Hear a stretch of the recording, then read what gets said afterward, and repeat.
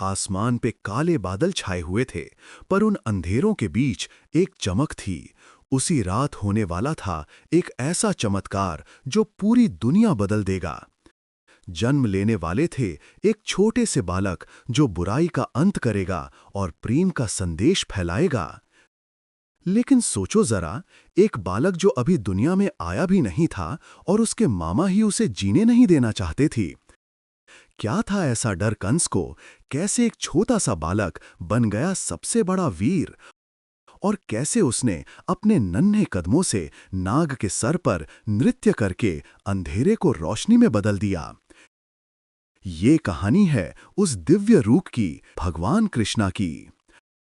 कंस, मथुरा का राजा, अपनी बहन देवकी से बहुत प्रेम करता था, पर अपनी तकदीर से डर भी रखता था। एक दिन आकाशवाणी हुई, कंस, तेरा विनाश तेरी बहन के 8वें संतान के हाथों होगा। कंस हैरान और गुस्से से भर गया। उसने सोचा कि अगर ये सच हुआ तो उसका राज और जिंदगी दोनों खत्म हो जाएंगे। उसने तुरंत देवकी और वासुदेव को कैद कर दिया और एक-एक करके कंस ने उनके पहले 6 बच्चों को मार दिया।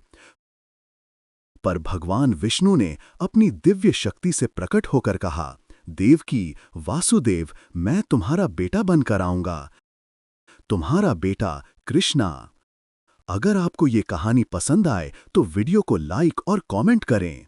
उस अंधेरी रात में जब मथुरा का आसमान बिजली से चमक रहा था, देवकी अपनी कक्षा के कोने में बैठी थी, आंखों में आंसू, दिल में भय, पर साथ ही एक अजीब सा विश्वास।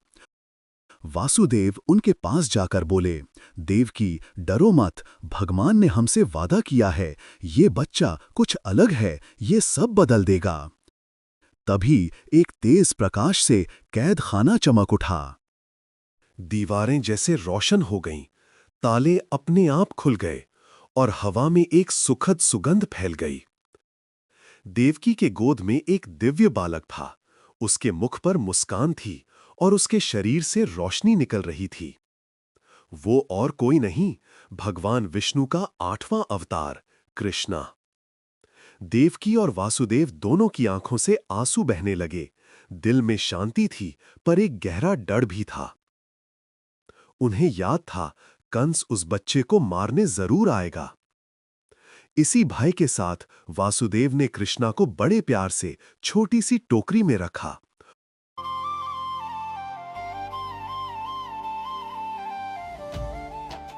और जब वो जेल के द्वार तक पहुंचे तो ताले अपने आप खुल गए, पहरेदार सो गए और यमुना की दिशा से एक चमक निकली। आसमान में बिजली चमक रही थी। पर जब वासुदेव ने यमुना पार करनी शुरू की, नदी की लहरों ने अपना रास्ता खोल दिया, जैसे यमुना देवी खुद प्रणाम कर रही हों। ऊपर आसमान में शेषनाग ने अपने फैले हुए फनों से वासुदेव और कृष्णा को बचाया, ताकि एक बूंद भी बारिश उन पे ना पड़े। अंत में वासुदेव गोकुल पहुंचे।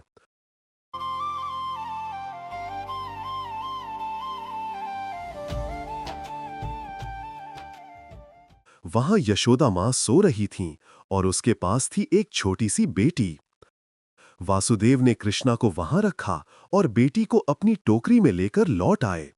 जब सुबह हुई, गोकुल में उत्सव मच गया। सबने कहा, नंदा के घर आज नंद लाला आए हैं। ढोल बजने लगे, लोग नाचने लगे और मां यशोदा ने अपने लाल को गले लगाया। किसी को पता नहीं था, ये वही कृष्णा है जो अंधेरे जेल के कोने से आकर अब गोकुल के घर घर में उजाला फैलाने वाले हैं। उसी रात कंस के सपने टूटे। उसे दिखाई दिया एक प्रकाश और एक आवाज, तेरा विनाश आ चुका है कंस। और इस तरह कृष्णा के लीलाओं का आरंभ हुआ, एक बच्चे के रूप में जो दुनिया को प्रेम और धर्म सिखाने आया था। गोकुल में खुशी छा गई। नंदा और यशोदा के घर जन्म हुआ था एक प्यारे, मुस्कुराते हुए बालक का, कृष्ण। गांव में हर तरफ खुशी थी। ढोल बज रहे थे, लोग नाच रहे थे और सबके चेहरे पर एक ही मुस्कान थी, नंद के घर आए हैं नंद लाला। दिन बीतने लगे और छोटे कृष्ण सबके दिलों का लाल बन गए। गांव के बच्चे उनके साथ खेलते और कृष्ण हमेशा सबसे ज्यादा शरारती निकलते। कभी माखन चुराकर खा लेते, कभी घड़े से दूध गिरा देते और फिर अपनी निर्मल मुस्कान से सबको हंसा देते। सब लोग कहते, कितना प्यारा है नंद का लाला। पर कोई नहीं जानता था, ये छोटा सा मक्खनखोर भगवान विष्णु का रूप है, जो धरती पर पाप मिटाने और प्रेम फैलाने आया था। गोकुल में हर दिन एक नई लीला होती थी। कृष्ण की मस्ती, उनकी मुस्कान और उनकी माया सबके दिल छू जाती थी। सुबह सुबह कृष्ण और उनके दोस्त गाय चराने जाते, कभी माखन चुरा लेते, कभी छुप जाकर बंसुरी बजाते। सब माएं कहती, ये तो मक्खनखोर है। पर सब जानते थे, इस छोटे से बालक में कुछ अलग बात है। एक दिन एक बड़ी राक्षसी पूतना गोकुल आई। उसने कृष्ण को दूध पिलाने का बहाना किया, पर उस दूध में विष था। पर कृष्ण तो भगवान थे। उन्होंने पूतना को एक पल में ही हराया और सब बच्चों को बचा लिया। सब लोग हैरान रह गए। यशोदा मां ने कृष्ण को गले लगा लिया और बोला, मेरे लाल को कुछ नहीं हुआ, भगवान ने रक्षा की। फिर आई एक और लीला। इंद्रदेव के गुस्से से बरसात होने लगी। गोकुल डूबने लगा। लोग डरे हुए थे। तब कृष्ण ने अपने छोटे हाथों से पूरा गोवर्धन पर्वत उठा लिया। उन्होंने सब लोगों, गैयों और बच्चों को उसके नीचे सुरक्षित रखा। इंद्र ने समझा, ये कोई आम बालक नहीं, ये तो स्वयं विष्णु का रूप है। तब से सबने कृष्ण को गोविंद कहना शुरू किया, जो सबका रक्षक है, सबका दोस्त है। यमुना के तट पर कृष्ण और उनके दोस्त फिर से खेलने लगे। उनका हर पल, हर मुस्कान पूरे गोकुल के लिए एक त्योहार बन गया। कृष्ण ने सबको सिखाया, छोटा या बड़ा कोई नहीं होता, जो सच्चाई और प्रेम के साथ रहे वही सबसे बड़ा वीर होता है। और चैनल को सब्सक्राइब करना ना भूलें। एक दिन गोकुल में कुछ अजीब हुआ। यमुना नदी का पानी एकदम काला और जहरीला हो गया। गांव वालों के लिए सब कुछ भयानक लग रहा था। मछलियां मर गईं, गायें पानी से दूर भाग रही थीं और लोग डरे हुए नदी के पास भी जाने से कतरा रहे थे। यमुना के इस जहरीले पानी के पीछे था एक भयानक नाग, कालिया। उसके अनेक फन थे, उसकी आंखें आग जैसे जल रही थीं और जो भी उसके पास आता वो कभी लौटकर नहीं जाता। सब लोग डरे हुए थे, लेकिन कृष्ण ने कहा, मां डरो मत, मैं जाऊंगा, यमुना को फिर से पवित्र बनाऊंगा। और बिना किसी डर के कृष्ण अपनी नई लीला के लिए तैयार हो गए। कृष्ण ने बिना किसी डर के यमुना में छलांग लगा दी।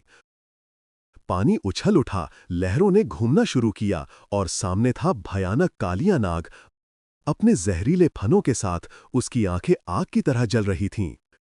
कालिया ने गुस्सा भर के पूछा, कौन है तू जो मेरी नदी में आया? मैं तुझे निगल जाऊंगा। पर कृष्ण छोटे से बालक थे, पर उनके कदम दिव्य शक्ति से भरे हुए थे। कृष्ण ने सीधा कालिया के सर पर चढ़ाई की और अपना नृत्य शुरू किया। हर कदम में उनकी शक्ति और माया दिख रही थी। नाग के जहर का ताप धीरे धीरे कम होने लगा। यमुना का पानी फिर से साफ और चमकदार हो गया। कृष्ण का नृत्य न सिर्फ शक्तिशाली था, बल्कि बहुत कोमल और मधुर भी था। हर कदम पर कालिया का गुस्सा कम होता गया और उसने समझा कि अब वो कभी बुराई नहीं करेगा। सब लोगों के दिलों में एक ही विश्वास जग गया, ये बच्चा आम नहीं है, ये भगवान विष्णु का रूप है। यमुना के पानी में चमक फिर से आ गई। कालिया का जहर मिट गया और कृष्ण की लीला ने सबको दिखाया कि जो सच्चाई और प्रेम के साथ हो, उसके सामने कोई भी बुराई टिक नहीं सकती। कालिया ने कृष्ण के सामने शरण मांगी, प्रभु मुझे क्षमा करो, मैं अपनी गलती समझ गया। कृष्ण ने मुस्कुराते हुए कहा, जा कालिया, अब तू किसी को नुकसान नहीं करेगा। मेरे चरणों के निशान तेरे शरीर पर रहेंगे, कोई तुझे कभी चोट नहीं पहुंचा सकता। यमुना का पानी फिर से पवित्र और चमकदार हो गया। गांव वाले हैरान और खुशी से भर गए और कृष्ण ने सबको एक महान सीख दी। जब हम प्रेम और धैर्य से काम लेते हैं तो कोई भी मुश्किल या डर हमसे जीत नहीं सकता। अगर आपको ये कहानी पसंद आई तो लाइक, कमेंट करें और सब्सक्राइब करना ना भूलें। हरि ओम।